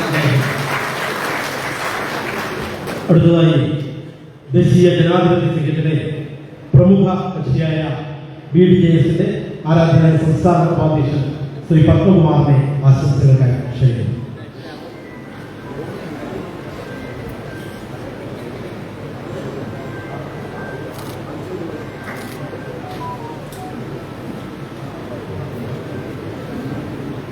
ഏറ്റവും ബഹുമാന്യനായ ഈ ചടങ്ങിന്റെ അധ്യക്ഷൻ, പാർട്ടിയുടെ ജില്ലാ പ്രസിഡന്റ്, എൻ്റെ പ്രിയ സഹോദരൻ ശ്രീ ജില്ലാ ഏറ്റവും ആദരണീയനായ ഈ സമ്മേളനം ഉദ്ഘാടനം ചെയ്ത BJPയുടെ സംസ്ഥാന അധ്യക്ഷനും ദേശീയ ജനാധിപത്യ സഖ്യത്തിന് കേരളത്തിൽ നിന്ന് നൽകുന്ന ഏറെ പ്രിയങ്കരനായ ശ്രീ കെ സുരേന്ദ്രൻജി അവർ, നമ്മുടെ എല്ലാവരുടെയും ബഹുമാന്യനും ആദരണീയനുമായ കേന്ദ്രമന്ത്രി അഡ്വക്കേറ്റ് ജോർജ് കുര്യൻ സാർ അടക്കം ഞാൻ ഓരോരുത്തരുടെ പേരെടുത്ത് പറയുന്നത് എല്ലാ ബഹുമാന്യരും ആദരണീയരുമായ സന്യാസി ശ്രേഷ്ഠന്മാര്, വൈദിക ശ്രേഷ്ഠർ, അതുപോലെ തന്നെ BJPയുടെയും ദേശീയ ജനാധിപത്യ സഖ്യത്തിൻ്റെയും സമുന്നതരായ നേതാക്കള്, പ്രിയ സഹോദരി സഹോദരങ്ങളെ, ഞാൻ ദീർഘിക്കുന്നില്ല. കാരണം നമ്മുടെ പ്രിയങ്കരനായ ജോർജേട്ടൻ്റെ വാക്കുകൾക്കാണ് ഏറ്റവും പ്രസക്തം. ഞാൻ ഈ വേദിയിൽ ഇരുന്നപ്പോഴായിരിക്കുകയാണ് ഈ വേദിയിൽ ഏറ്റവും കുറച്ച് കാലം പരിചയം, ഏറ്റവും കുറച്ച് കാലഘട്ടത്തിൽ പരിചയമുള്ള ഒരു വ്യക്തി ഞാൻ. അദ്ദേഹത്തിന് പത്തനംതിട്ട പാർട്ടിയുടെ ചുമതലക്കാരനായിരിക്കുമ്പോഴും NDAയുടെ മീറ്റിങ്ങിനെ പങ്കെടുക്കുമ്പോഴും എനിക്ക് പരിചയമുണ്ട്. പക്ഷേ ഈ പാർലമെന്റ് തെരഞ്ഞെടുപ്പുമായി ബന്ധപ്പെട്ടുകൊണ്ട് ഏതാണ്ട് 45-50 ദിവസമാണ് നമ്മളെല്ലാവരും, നേരത്തെ ഞാൻ സാറിനായിരുന്നു ഇവിടെ വന്ന ജോർജേട്ടൻ എന്ന് എല്ലാവരുടെയും പ്രിയതായിരുന്നു. അടുത്ത് പെരുമാറിയപ്പോഴേ ഒരു വിസ്മയമായി. അക്ഷരാർത്ഥത്തില് നമ്മളെ പോലെയുള്ള പൊതുപ്രവർത്തകർക്ക് അദ്ദേഹത്തിന്റെ ഓരോ വാക്കുകളും ഇലക്ഷനുമായി ബന്ധപ്പെട്ടുകൊണ്ട് ഇലക്ഷന് മുമ്പ് പ്രധാന പ്രവർത്തകർക്ക് കൊടുക്കുന്ന കൃത്യമായ നിർദ്ദേശങ്ങൾ, പോളിംഗ് സ്റ്റേഷനിലേക്ക് കടന്നു പോകുന്ന ബൂത്ത് ഏജന്റുമാർക്ക്, ഏജന്റാണെങ്കിലും ഔട്ട് ഏജന്റിനാണെങ്കിലും വളരെ കുറഞ്ഞ വാക്കുകളിൽ അവരുടെ ആത്മവിശ്വാസം ആരോളം ഉയർത്തിക്കൊണ്ട് സജ്ജമാക്കുന്നതിന് വേണ്ടി അദ്ദേഹം നടത്തിയിട്ടുള്ള ചെറിയ പ്രശ്നങ്ങൾ മനസ്സിലുണ്ട്. ഏറ്റവും അവസാനം നമ്മൾ കൗണ്ടിംഗ് സ്റ്റേഷനിൽ പോളിംഗ് സ്റ്റേഷനിലേക്ക് കൗണ്ടിങ്ങിന് വേണ്ടി പോകുന്നതിന് മുമ്പ് BJPയുടെ ജില്ലാ ഓഫീസിലെ എല്ലാ ആളുകളെയും കൗണ്ടിംഗ് ഏജൻസിനെ വിളിച്ച് നടത്തിയ ഒരു യോഗം ഞങ്ങൾക്കെല്ലാം അത്ഭുതകരമായി. ഓരോ ഉപദേശം ബാലറ്റോട്ടാണെങ്കിലും EVM-ോട്ടാണെങ്കിലും എങ്ങനെ കൃത്യതയോടുകൂടി അവസാനം വരെ കൈകാര്യം ചെയ്യണമെന്നും അവസാനം അദ്ദേഹം പറഞ്ഞൊരു വാക്ക് ഞാൻ ഓർക്കുന്നു. നമ്മുടെ പല കൗണ്ടിംഗ് ഏജന്റുമാരുടെയും ശ്രദ്ധ 1, 2, 3-ലേക്കായിരിക്കും. പക്ഷെ ഈ പ്രാവശ്യം നമ്മൾ 1-ലേക്കും 2-ലേക്കും നമ്മൾ ശ്രദ്ധിക്കണം എന്ന് പറഞ്ഞപ്പോഴേ വളരെ ദീർഘവീക്ഷണം ഈ രംഗത്ത് പ്രകടിപ്പിക്കുന്ന ഒരു പദ്ധതിയുള്ള രാഷ്ട്രീയ പ്രവർത്തകർ നമ്മെ സംബന്ധിച്ചിടത്തോളം കോട്ടയത്തിന് മാത്രമല്ല അതിരുകളിൽ നിർത്തുന്നില്ല, നമ്മുടെ രാജ്യത്തിന് തന്നെ ഒരു BJP പ്രവർത്തനയെ സംബന്ധിച്ചിടത്തോളം ബൂത്ത് മുതൽ ഏത് തരത്തിൽ പ്രവർത്തിക്കുന്ന ആളിനെ സംബന്ധിച്ചിടത്തോളം ഏറ്റവും ആത്മവിശ്വാസവും പ്രതീക്ഷയും നാളുകളിൽ ഈ പാർട്ടിയുമായി ബന്ധപ്പെട്ട് പ്രവർത്തിച്ചാൽ ലഭിക്കാവുന്ന അംഗീകാരങ്ങളും ഒക്കെ അദ്ദേഹത്തിന്റെ ഈ കേന്ദ്രമന്ത്രി പദവിയിൽ കൂടി നമുക്ക് നൽകുന്ന ഏറ്റവും വലിയ മെസ്സേജാണ് എന്ന് കൂടി ഞാൻ ഈ അവസരത്തിൽ ഓർക്കുന്നു. മറ്റു കാര്യങ്ങളിലേക്കൊന്നും കടക്കുന്നില്ല. എല്ലാ അഭിനന്ദനങ്ങളും ഞാൻ ഈ അവസരത്തിൽ അറിയിക്കുന്നു. BDS-നെ സംബന്ധിച്ചിടത്തോളം ഞങ്ങളുടെ കുടുംബത്തിലെ രംഗത്തെ പോലെ അതിലെ ശ്രീ തുഷാറുള്ളാപ്പുഴ അടക്കമുള്ള ഞങ്ങളെല്ലാവരും കാണുന്ന ഒരു വലിയ ഉജ്ജ്വലമായ വ്യക്തിത്വമാണ് എന്ന് കൂടി ഞാൻ ഈ അവസരത്തിൽ സ്മരിക്കുന്നു. മറ്റൊരു കാര്യം കൂടി, ഒരു വാക്കുകൂടി പറയാതിരിക്കുന്നത് ശരിയല്ല. ഭാരതീയ ജനതാ പാർട്ടിയുടെ കഴിഞ്ഞ ഏതാണ്ട് 40 വർഷത്തെ ചരിത്രത്തിൽ കഠിനാധ്വാനം ചെയ്യുന്ന ആളുകൾക്ക് അവരുടെ കൂടെ പലപ്പോഴും ഭാഗ്യം കൂടി ഉണ്ടാകും. അത്തരത്തില് നിരന്തരമായ, ഞാൻ പല നേതാക്കളെയും കാണുമ്പോൾ വ്യത്യസ്തനായി ശ്രീ ശ്രീധരനെ കാണുന്നതാണ്. ഇത്രമാത്രം കഠിനാധ്വാനം ചെയ്യുന്ന ഒരു വ്യക്തിത്വം, പ്രത്യേകിച്ച് സോഷ്യൽ മീഡിയയുടെയും ചർച്ചക്കാരുടെയും ഇത്രയധികം ട്രോളുകളും മോശമായ പ്രതികരണങ്ങളും ഏറ്റുവാങ്ങിയിട്ടുള്ള ഒരു രാഷ്ട്രീയ നേതാവില്ല. പക്ഷെ അതിനെല്ലാം ഒരു വെല്ലുവിളിയായി എടുത്തുകൊണ്ട് ഒരു സീറ്റ് നേടിയതിലുപരിയായി BJP ദേശീയ ജനാധിപത്യ സഖ്യത്തിന് 20% വോട്ടിലേക്ക് നേടിയെടുക്കുവാൻ കഴിയുന്നത് കേരള രാഷ്ട്രീയത്തിന്റെ ദിശാസൂചികമായി കാണുന്നു. വളരെ വിസ്മയകരമായ അതിവേഗം കേരള രാഷ്ട്രീയം മാറുകയാണ് എന്നുകൊണ്ട് ഞാൻ ഈ അവസരത്തിൽ സൂചിപ്പിക്കുന്നു. നമ്മുടെ എല്ലാവരുടെയും ജീവിതത്തിൽ ഏറ്റവും ധന്യമായ ഹൃദയമായ ഒരു ചടങ്ങാണ് എന്നുകൂടി ഒരിക്കൽ കൂടി സൂചിപ്പിക്കുന്നു. നമ്മുടെ പ്രിയങ്കരനായ ജോർജ് ചേട്ടന് കൂടുതൽ തലങ്ങളിലേക്ക് എല്ലാവരും ഓരോ ഭാഗ്യം ഇതുപോലെ കേരളത്തിന് പ്രിയപ്പെട്ട ഒരു വകുപ്പ് മറ്റാർക്കും ലഭിക്കാൻ. എന്നാൽ 630-ലധികം കിലോമീറ്റർ നീണ്ടു കിടക്കുന്ന തീരദേശം ഉൾപ്പെടെയുള്ള മേഖല. ഇങ്ങനെ ഏത് തരത്തിൽ ചിന്തിച്ചാലും വലിയൊരു അംഗീകാരം നമ്മുടെ നാടിന് നമ്മുടെ രാജ്യത്തിന് ലഭിക്കുന്നു. എല്ലാ ആശംസകളും അഭിനന്ദനങ്ങളും ഒരിക്കൽ കൂടി അറിയിക്കുന്നു. നന്ദി, നമസ്കാരം. ബിജെപിയുടെ സംസ്ഥാന ദേശീയ നേതാക്കളും മുൻ ജില്ലാ അധ്യക്ഷന്മാരും അടക്കം നിരവധി വ്യക്തികൾ വേദിയിലുണ്ട്. അതോടൊപ്പം തന്നെ നവജീവൻ ട്രസ്റ്റി PU തോമസ് അടക്കമുള്ള എല്ലാവരും വേദിയിലുണ്ട്. അവരുടെ എല്ലാം അനുഗ്രഹത്തോടുകൂടി സമാപനത്തിലേക്ക് ചടങ്ങ് നടക്കുകയാണ്. പ്രിയപ്പെട്ട ജോർജ് കുര്യനെ സവിസ്തരം പരിചയപ്പെടുത്തുന്നതിന് വേണ്ടി BJPയുടെ കോട്ടയം ജില്ലയുടെ ജനറൽ സെക്രട്ടറി ശ്രീ ബിജു കുമാറിനെ ക്ഷണിക്കുന്നു.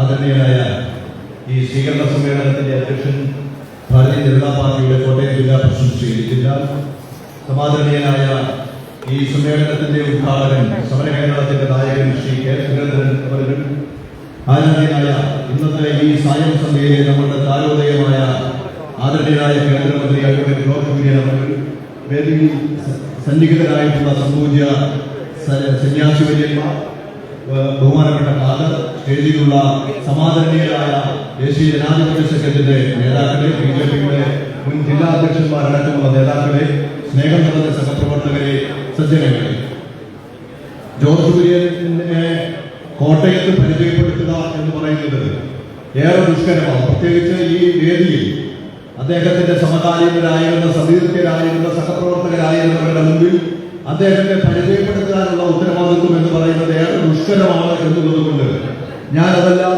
പഠന വിധേയമാക്കി എഴുതി തയ്യാറാക്കിയിട്ടാണ് വന്നിട്ടുള്ളത്. ആ എഴുതി തയ്യാറാക്കിയതിൽ ചില സാങ്കേതിക പ്രശ്നങ്ങളുണ്ട്. നമ്മുടെ സമയം ഏറെ വൈകിയതുകൊണ്ട് മുഴുവൻ നിങ്ങളുടെ മുമ്പിൽ അവതരിപ്പിക്കാനും സാധിക്കും.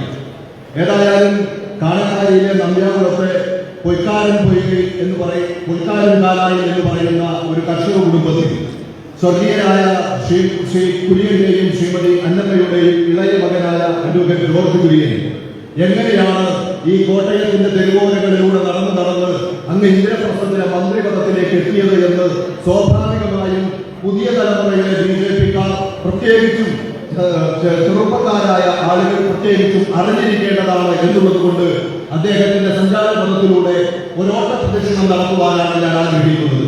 അദ്ദേഹം 1980 ഏപ്രിൽ മാസം 6-ാം തീയതി, ആ ദിനത്തിന്റെ പ്രത്യേകത ഇവിടെ ഇരിക്കുന്ന ബഹുഭൂരിപക്ഷം ആളുകൾക്കും അറിയാം. അന്നാണ് ഇന്ന് രാജനൈതിക രംഗത്തെ ഇതിഹാസ ശക്തിയായി മാറിയ ഭാരതീയ ജനതാ പാർട്ടി എന്ന് പറയുന്ന രാഷ്ട്രീയ പ്രസ്ഥാനം രൂപം കൊള്ളുന്നത്. ആ ദിവസം ഭാരതീയ ജനതാ പാർട്ടിയുടെ അംഗത്വം എടുത്ത കോട്ടയം ഗവൺമെന്റ് കോളേജിലെ നാട്ടകം കോളേജിലെ ഒരു വിദ്യാർത്ഥി നേതാവായിരുന്നു അഡ്വക്കേറ്റ് ജോർജ് കുര്യൻ. അതിനുശേഷം അദ്ദേഹം വിദ്യാർത്ഥി രാഷ്ട്രീയ രംഗത്ത് നിരവധിയായ പ്രവർത്തനങ്ങൾ സംഘടിപ്പിച്ചിട്ടുണ്ട്. അത്തരം കാര്യങ്ങളിലേക്ക് ഞാൻ കൂടുതലായി കിടക്കുന്നില്ല. രാഷ്ട്രീയ പ്രവർത്തനത്തിലേക്ക്, പ്രത്യേകിച്ച് ഭാരതീയ ജനതാ പാർട്ടിയുടെ യുവജന സംഘടനയായ ഭാരതീയ ജനതാ യുവമോർച്ചയിലേക്ക് അദ്ദേഹം പ്രവേശിക്കുന്നത് 1983-ലാണ്. ആ കാലഘട്ടത്തിൽ അദ്ദേഹം യുവമോർച്ചയുടെ കോട്ടയം ജില്ലയുടെ പ്രസിഡന്റായി നിയോഗിക്കപ്പെട്ടു. ആ കാലഘട്ടത്തിലാണ് യുവമോർച്ച ഭാരതീയ ജനതാ പാർട്ടിയുടെയും യുവമോർച്ചയുടെയും സന്ദേശങ്ങളെ ഈ കോട്ടയത്തിന്റെ ഗ്രാമാന്തരങ്ങളിലേക്ക് എത്തിക്കുന്നതിന് വേണ്ടി ഒരു വലിയ യജ്ഞം തന്നെ ഏറ്റെടുക്കുകയുണ്ടായി. 10 ദിവസം നീണ്ടുനിന്ന ഒരു സൈക്കിൾ ജാഥ സംഘടിപ്പിച്ചു. 10 ദിവസം നീണ്ടുനിന്ന സൈക്കിൾ ജാഥ. ഞാൻ ഇന്നലെ ഏറ്റുമാനൂർ ആശയവുമായി സംസാരിക്കുമ്പോൾ അദ്ദേഹം പറഞ്ഞു, ഏറ്റുമാനൂരിലെ വേണു സൗണ്ട്സിന്റെ മൈക്ക് അദ്ദേഹം പുതുതായി മേടിച്ച മൈക്സെറ്റാണ്. ആ മൈക്സെറ്റാണ് ആ സൈക്കിളിന്റെ പുറകിൽ വച്ച് കെട്ടി ഈ കോട്ടയത്തെ ഗ്രാമാന്തരങ്ങളിലൂടെ സൈക്കിൾ ചവിട്ടി നടന്ന് BJPയെ കുറിച്ച്, യുവമോർച്ചയെ കുറിച്ച് അദ്ദേഹം ജനങ്ങളെ ബോധവൽക്കരിക്കാൻ വേണ്ടിയുള്ള ശ്രമം നടത്തിയത്. ആ വേണു സൗണ്ട്സിന്റെ പേര് ഞാൻ പ്രത്യേകം എടുത്തു പറയുന്നത്, ജോർജേട്ട അതിന്റെ കാശ് ഇപ്പോഴും കൊടുത്തിട്ടില്ലെന്നാണ് രാഷ്ട്രീയം പറയുന്നത്. അതിനുശേഷം 1990 അന്ന് സഖാവ് VK നായരുടെ നേതൃത്വത്തിലുള്ള സർക്കാരാണ് നമ്മുടെ കേരളത്തിൽ അധികാരത്തിൽ ഇരിക്കുന്നത്. 10 ലക്ഷം യുവാക്കൾക്ക് തൊഴിൽ നൽകുമെന്ന് പറഞ്ഞുകൊണ്ടാണ് സർക്കാർ അധികാരത്തിൽ വന്നത്. എന്നാൽ തൊഴിലില്ലായ്മ വളരെ രൂക്ഷമായ സാഹചര്യത്തിൽ ആ തൊഴിലില്ലായ്മയ്ക്കെതിരായി യുവമോർച്ച കേരളത്തിലാണ് വലിയ പ്രക്ഷോഭം സംഘടിപ്പിച്ചു. ആ പ്രക്ഷോഭത്തെ കുറിച്ച് കേരളത്തിലെ ഒരു മന്ത്രിയോട് പത്രക്കാർ ചോദിച്ചപ്പോ അദ്ദേഹം പറഞ്ഞു, ചെറുപ്പക്കാർക്ക് തൊഴിലില്ലെങ്കിൽ അവർ പട്ടിപിടിക്കാൻ പോകട്ടെ എന്ന് പറഞ്ഞു. ആ പ്രസ്താവനയെ പ്രതിഷേധിച്ചുകൊണ്ട് യുവമോർച്ച കേരളത്തിന്റെ സെക്രട്ടേറിയറ്റിലേക്ക് പട്ടിയെ പിടിച്ചുകൊണ്ട് ഒരു സമരം നടത്തി. ആ സെക്രട്ടേറിയറ്റ് മാർച്ചിനെ നയനാര പോലീസ് ക്രൂരമായ ലാത്തിചാർജിലൂടെയാണ് നേരിട്ടത്. ആ മാർച്ചിന് നേതൃത്വം കൊടുത്ത ശ്രീമാൻ ജോർജ് കുര്യനെ പോലീസിന്റെ ക്രൂരമായ മർദ്ദനം അന്ന് ഏറ്റുവാങ്ങേണ്ടി വന്നു. അതിനുശേഷം യുവമോർച്ചയുടെ സംസ്ഥാന ജനറൽ സെക്രട്ടറി, ദേശീയ സെക്രട്ടറി, ദേശീയ വൈസ് പ്രസിഡന്റ് തുടങ്ങിയിട്ടുള്ള ചുമതലകളിൽ ജോർജ് കുര്യൻ അദ്ദേഹത്തിന്റെ സംഘടനാ പാഠവും തെളിയിച്ചിട്ടുണ്ട്. 1997 അദ്ദേഹം യുവമോർച്ചയുടെ ദേശീയ ഉപാധ്യക്ഷനായിരിക്കുമ്പോഴാണ് അമേരിക്കയിൽ വെച്ച് ഒരു യൂത്ത് എക്സ്ചേഞ്ച് എന്ന പേരിൽ ഒരു പ്രോഗ്രാം സംഘടിപ്പിക്കപ്പെട്ടത്. ആ പ്രോഗ്രാമിൽ ഭാരതത്തിലെ യുവജന പ്രസ്ഥാനങ്ങളുടെ പ്രതിനിധിയായി ശ്രീമാൻ ജോർജ് കുര്യനും പങ്കെടുത്തത് എടുത്തു പറയേണ്ട കാര്യമാണ്. 1999 രാഷ്ട്രീയ പ്രാധാന്യം നമുക്കറിയാം. ഭാരതത്തിന്റെ രാഷ്ട്രീയ ഭൂമികയിൽ മാറ്റത്തിന്റെ കൊടുങ്കാറ്റ് തെളിച്ചുകൊണ്ട് സ്വർഗീയ അടൽ ബിഹാരി വാജ്പേയിയുടെ നേതൃത്വത്തിലുള്ള സർക്കാർ അധികാരത്തിൽ വന്നു. സ്വർഗീയ അടൽജിയുടെ നേതൃത്വത്തിലുള്ള സർക്കാർ അധികാരത്തിൽ വരുമ്പോ നമ്മുടെ രാഷ്ട്രീയ എതിരാളികൾ പോലും വികസനത്തിന്റെ അംബാസിഡർ എന്ന് വിശേഷിപ്പിച്ച രാജേട്ടൻ കേന്ദ്രമന്ത്രി പദത്തിലേക്ക് എത്തി. ആ സമയത്ത് ഭാരതീയ ജനതാ പാർട്ടി തീരുമാനിച്ചു രാജേട്ടനെ സഹായിക്കാൻ വേണ്ടിയുള്ള ഒരു ജോലി ജോർജ് ചേട്ടനെ ഏൽപ്പിക്കണമെന്ന് തീരുമാനിച്ചു. അങ്ങനെ ഓഫീസ് ഓൺ സ്പെഷ്യൽ ഡ്യൂട്ടിയായി അദ്ദേഹം രാജേട്ടന്റെ OSC ആയി നിയമിക്കപ്പെട്ടു. രാജേട്ടന്റെ അംബാസിഡർ എന്ന നിലയിൽ രാജേട്ടന്റെ പ്രവർത്തനങ്ങളിൽ താനും തടലുമായി ഉണ്ടായിരുന്നത് അന്ന് ശ്രീ ജോർജ് കുര്യനാണ്. തുടർന്ന് 2024 അദ്ദേഹം BJPയുടെ രാഷ്ട്രീയ പ്രവർത്തന സംഘടനാ പ്രവർത്തന രംഗത്തേക്ക് തിരിച്ചു വന്നു. അദ്ദേഹം ന്യൂനപക്ഷ മോർച്ചയുടെ ദേശീയ ജനറൽ സെക്രട്ടറിയായി ചുമതലയേൽക്കുകയുണ്ടായി. 2007 2013 അദ്ദേഹം ഭാരതീയ ജനതാ പാർട്ടിയുടെ ഏറ്റവും പരമോന്നത സമിതിയായിട്ടുള്ള ദേശീയ നിർവാഹക സമിതിയിലേക്കും തെരഞ്ഞെടുക്കപ്പെട്ടിരുന്നു. 2010 സംസ്ഥാന വക്താവും 2015 സംസ്ഥാന വൈസ് പ്രസിഡന്റുമായി പ്രവർത്തിച്ചു. 2017 അദ്ദേഹത്തിന്റെ ദൗത്യം വീണ്ടും രാഷ്ട്രീയ സംഘടനാ രംഗത്ത് നിന്ന് സർക്കാരുമായി ബന്ധപ്പെട്ട പ്രവർത്തനത്തിലേക്ക് മാറേണ്ടതായിരുന്നു. നിന്റെ ആരാധ്യനായ പ്രധാനമന്ത്രി ശ്രീമാൻ നരേന്ദ്രമോദിജി അദ്ദേഹത്തിന്റെ ജോർജ് ചേട്ടനെ ദേശീയ ന്യൂനപക്ഷ കമ്മീഷന്റെ വൈസ് ചെയർമാനായി നിയോഗിച്ചു. ആ കാലഘട്ടത്തിലെ ജോർജ് ചേട്ടന്റെ പ്രവർത്തനം ന്യൂനപക്ഷ വിഭാഗങ്ങൾക്കിടയിൽ നരേന്ദ്രമോദി സർക്കാരിനെതിരായിട്ടുണ്ടായിരുന്ന മനോഭാവത്തിൽ വലിയ തരത്തിലുള്ള ഒരു മാറ്റം ഉണ്ടാക്കാൻ വേണ്ടി സഹായകമായിട്ടുണ്ട്. 2020 മുതൽ അദ്ദേഹം വീണ്ടും രാഷ്ട്രീയ സംഘടനാ പ്രവർത്തനത്തിലേക്ക് വന്നു.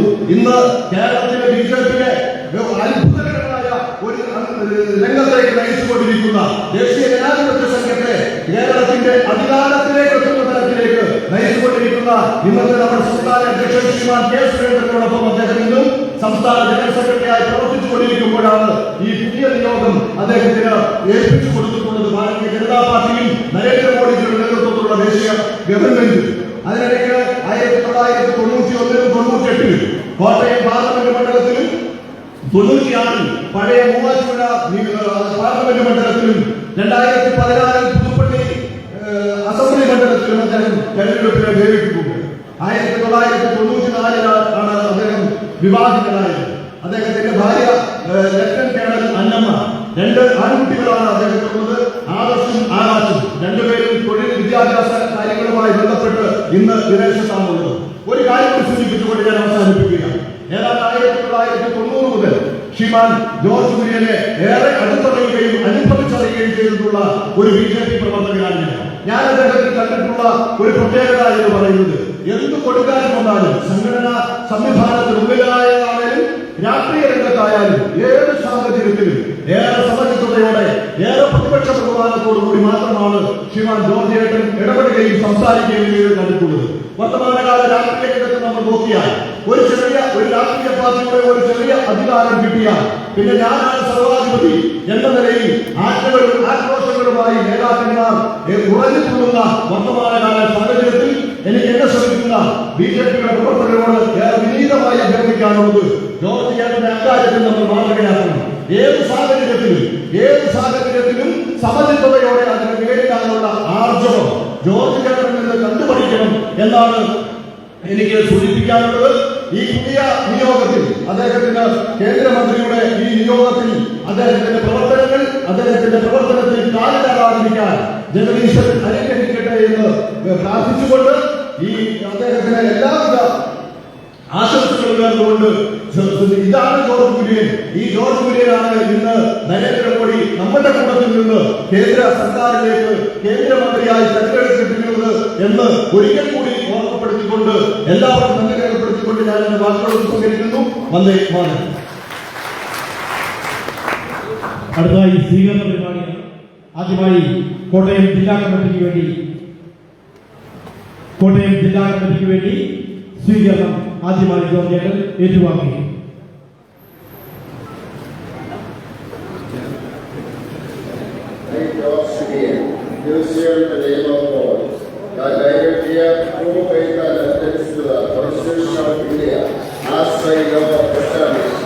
That I will uphold the authority and integrity of India, that I will faithfully and conscientiously discharge my duties as a Minister of State for the Union, and that I will rise to all manner of people in accordance with the Constitution and law, without fear or aversion or guilt.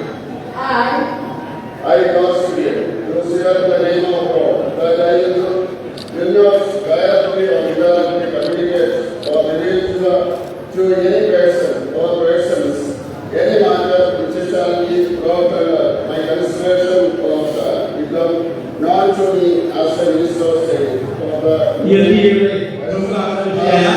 Kerala കോൺഗ്രസിന് വേണ്ടി ശ്രീ സജി മഞ്ഞക്കടവരെ ക്ഷണിക്കുന്നു. ഈ സമ്മേളനത്തിൽ വെച്ച് പ്രിയപ്പെട്ട George Kurian BJPയുടെ ഒരു സജീവ പ്രവർത്തകനായ ശ്രീ സാജുവിന്റെ പുത്രൻ ഹരിലാൽ ചിരട്ടയിൽ തീർത്ത ഒരു താമര പൂവ് സമ്മാനിക്കുന്നു. അതിനുവേണ്ടി ഹരിലാലെ ക്ഷണിക്കുന്നു. ഈ സമ്മാനം ഏറ്റുവാങ്ങാൻ വേണ്ടി പ്രിയപ്പെട്ട കേന്ദ്രമന്ത്രി ശ്രീ ജോർജ് കുര്യനെയും ക്ഷണിക്കുന്നു. I, George Kurian, do swear in the name of God that I will bear true faith and allegiance to the Constitution of India. സംസ്ഥാന ഉപാധ്യക്ഷൻ ശ്രീ ജയനാഥ് പത്മകുമാർ ക്ഷണിക്കുന്നു. സംസ്ഥാന ഉപാധ്യക്ഷൻ ശ്രീ AG തങ്കപ്പനെ ക്ഷണിക്കുന്നു. സംസ്ഥാന കൗൺസിലർ ശ്രീ ഷാജി ക്ഷണിക്കുന്നു. National Organization of Insurance Officers Division. I, George Kurian, do swear in the name of God that I will not directly or National Organization of Insurance Officers Division President Sri Suresh Ajay Kurtu. Legal Cell Kottayam Jilla Commissioner Advocate Sridhar. BJP Ernakulam Mehla Upaധ്യക്ഷൻ ഹരി. മേഖല professor Shri P Raveendran. BJP സംസ്ഥാന സമിതി അംഗങ്ങളായിട്ടുള്ള advocate PJ Thomas, professor Vijayakumar, LS Sasikumar, KK Manilal, Somasekharan സച്ചേട്ടൻ, Shri Thomas John, Jayasree Prasannan, Manju Suresh, കുസുമാരി Balakrishnan, CN Subhash, K കുട്ടൻ.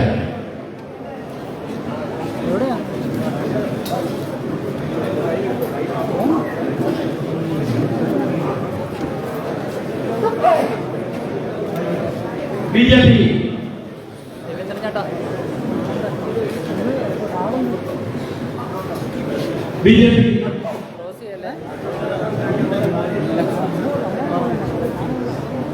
ജില്ലാ ഉപാധ്യക്ഷന്മാരായ Shri KP Bhuvanesh, ജില്ലാ സെക്രട്ടറിമാരായ ശ്രീ രാമകൃഷ്ണ സോബിരാജ്,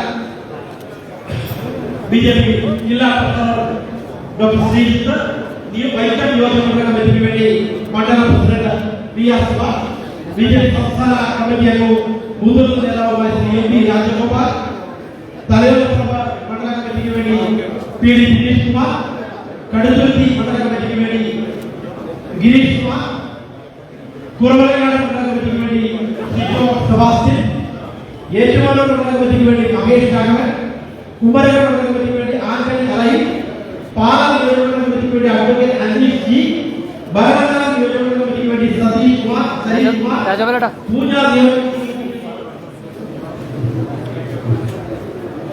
പൂഞ്ഞാർ നിയോജകമണ്ഡലത്തിന് വേണ്ടി അഡ്വക്കേറ്റ് പി രാജേഷ്, മുണ്ടക്കയം മണ്ഡലത്തിന് വേണ്ടി മനോജ് പി എ, അയ്യപ്പദാസ്, കാഞ്ഞിരപ്പള്ളി നിയോജകമണ്ഡലത്തിന് വേണ്ടി കെ വി നാരായണൻ, കർഷക മോർച്ച ഐ.ടി.എസ് സംസ്ഥാന അഡ്വക്കേറ്റ് വാഴൂർ നിയോജകമണ്ഡലത്തിന് വേണ്ടി ടി വി പിയു, പുതുപ്പള്ളി നിയോജകമണ്ഡലത്തിന് വേണ്ടി എസ് ശ്രീജിത്ത്, അയർക്കും നിയോജകമണ്ഡലത്തിന് വേണ്ടി അഞ്ജു പ്രദീപ്, കോട്ടയം നിയോജകമണ്ഡലത്തിന് വേണ്ടി അരുൺകുമാർ, അരുൺ പുലേറ, പരസ്യക്കാട് നിയോജകമണ്ഡലത്തിന് വേണ്ടി ജയകൃഷ്ണൻ, ചങ്ങനാശ്ശേരി നിയോജകമണ്ഡലത്തിന് വേണ്ടി രതീഷ് ശൈലേന്ദ്ര, മാളപ്പള്ളി നിയോജകമണ്ഡലത്തിന് വേണ്ടി വി വി വിനയകുമാർ. ബിജെപിയുടെ ആദ്യകാല പ്രവർത്തക ലീല ചേച്ചി ഇവിടെ എത്തിച്ചിട്ടുണ്ട്. മോർച്ച യുവമോർച്ച ജില്ലാ അധ്യക്ഷൻ വി എസ് ബിഷു, കർഷക മോർച്ച ജില്ലാ അധ്യക്ഷൻ ജയപ്രകാശ് വാക്കാരൻ, മഹിളാ മോർച്ച ജില്ലാ president Shanthi Murali, S C Morcha ജില്ലാ പ്രസിഡന്റ് പ്രദീപ് കുമാർ, ജില്ലാ secretary Vimal Kumar, S T Morcha K P Gangadharan, ന്യൂനപക്ഷ Morcha Sojan, O B C Morcha V Vipralal, B J P Ernakulam corporation councillor Shrimati പത്മജായ മേനോൻ, കോട്ടയം നഗരസഭാ കൗൺസിലർമാരായ ദീപാവർത്തി, കെ ശങ്കരൻ, ബിനു ആർമോഹൻ, ബിനു, ബിജെപിയുടെ പഴയകാല പ്രവർത്തകരായുള്ള ശ്രീ സി കെ പുരുഷോത്തമൻ, പരശുരാട് panchayat president, Shri A P Sadasivan, Karshaka Morcha Ayarkunnam മണ്ഡലം പ്രസിഡന്റ്, ബിജെപി കോട്ടയാട് കമ്മിറ്റി അംഗം ശ്രീ അജിത് കുമാർ, ബിജെപി മണ്ണാട് panchayat vice president Shri Siby John, Karshaka Morcha state executive member Chacko Kuttanad, BJP കൂലപ്പുഴ പഞ്ചായത്ത് കമ്മിറ്റി പ്രസിഡന്റ് വർഗീസ് നായർ, കുളപ്പുറ പഞ്ചായത്ത് കമ്മിറ്റി പ്രസിഡന്റ് ആദ്യകാല പ്രവർത്തകൻ അക്കരപ്പാട് പ്രസിഡന്റ്, ബിജെപി ന്യൂനപക്ഷ മോർച്ച ഇടുക്കി ജില്ലാ പ്രസിഡന്റ് വി സി വർഗീസ്, ന്യൂനപക്ഷ മോർച്ച കോട്ടയം പ്രസിഡന്റ് ആൻസി സ്റ്റീഫൻ, ആദ്യകാല പ്രവർത്തകൻ ആർ ഗണേഷ്, ആദ്യകാല പ്രവർത്തകൻ വി എ ഭഗവൻ, കർഷക മോർച്ച കടുത്തുരുത്തി മണ്ഡലം president Ajith Prasad, Uzhavoor panchayat president Mohankumar, BJP Kottayam ജില്ലാ secretary V Biju, O B C Morcha ജില്ലാ secretary T Shaji, O B C Morcha ജില്ലാ secretary K R Rajesh, panchayat ആദ്യകാല പ്രവർത്തകൻ ആർ രാജു, പരസ്യക്കാട് മണ്ഡലം വൈസ് പ്രസിഡന്റ് രാജേഷ് ചെറിയമ്പലം, കർഷക മോർച്ച തലയോലപ്പുറം മണ്ഡലം secretary Ajith Prasad, Neendoor Shri T V Balakrishnan, ആദ്യകാല പ്രവർത്തകൻ ഇ എൻ നാരായണമ്മ, വാഗത്താനം പഞ്ചായത്ത് ആദ്യകാല പ്രവർത്തകൻ എ പി നീലാഭൻ, വാഗത്താനം പഞ്ചായത്ത് ആദ്യകാല പ്രവർത്തകൻ K teacher, Mahila Morcha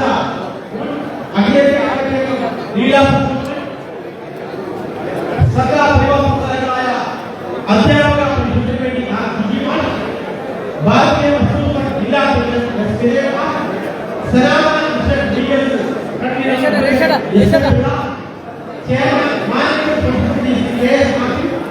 secretary Shri K Rajith, college class send Thomas കോളേജിലെ കോളേജ് ചെയർമാനായിരുന്ന ഡോക്ടർ മാത്യു പി എബ, അഖിലേന്ത്യാ കർഷക മഹാസഭ ശുചിത്വ സഹായകവേണ്ടി എൻ കുഷമ്മ, തപസ്യ ജില്ലാ പ്രസിഡന്റ് ഉടമ രാധാകൃഷ്ണൻ, തപസ്യ ജില്ലാ സെക്രട്ടറി മോഹൻ എസ് ജി, മാം സമിതി കെ വി ബിരുദ സമിതിയുടെ പ്രവർത്തകർ, അധ്യാപക cell convener G Jayadev Alappuzha, chairman Kottayam block കമ്മിറ്റിക്ക് വേണ്ടി ഷൈൻ ജോസഫ്, മുൻ chairman ICAF Shri K Balaji, BMS Ettumanoor president Shri Radhakrishnan Nair, Thapasya ജില്ലാ general secretary Shri G P Raju, സംസ്ഥാന കമ്മിറ്റി അംഗം ജയദേവ്,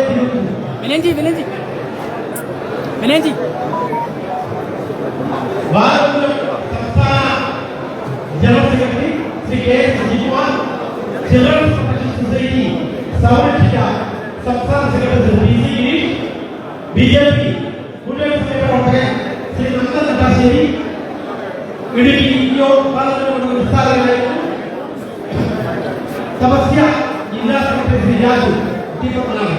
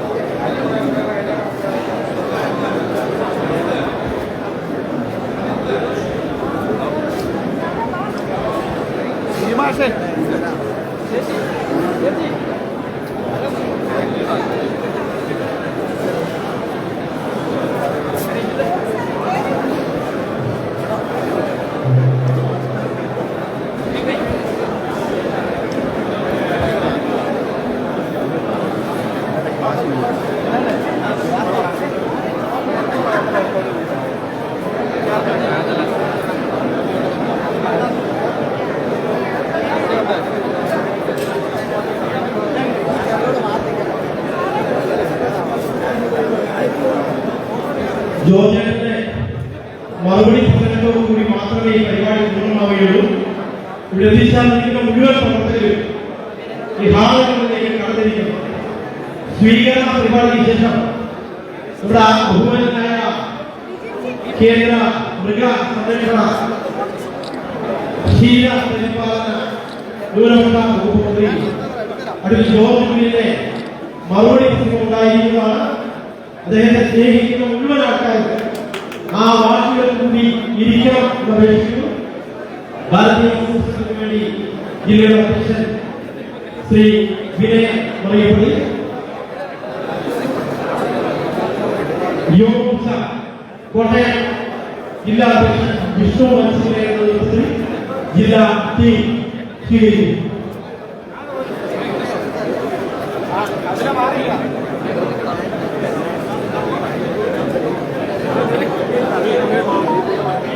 ജോർജിന് മെമ്മോറിയൽ സൂചിപ്പിച്ചതിന് വേണ്ടി പ്രശസ്ത പരിസ്ഥിതി പ്രവർത്തകൻ KF പൂവിനെ ക്ഷണിക്കുന്നു.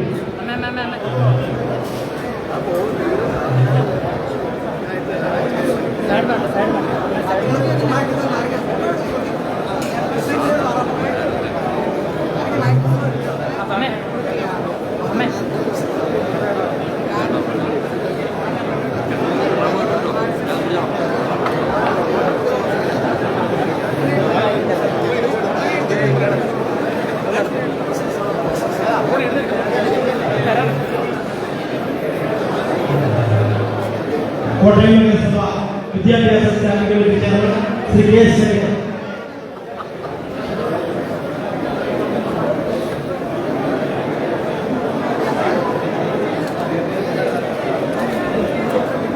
ജില്ലാ ഉപാധ്യക്ഷൻ ജില്ലാ സെക്രട്ടറി ലേഖ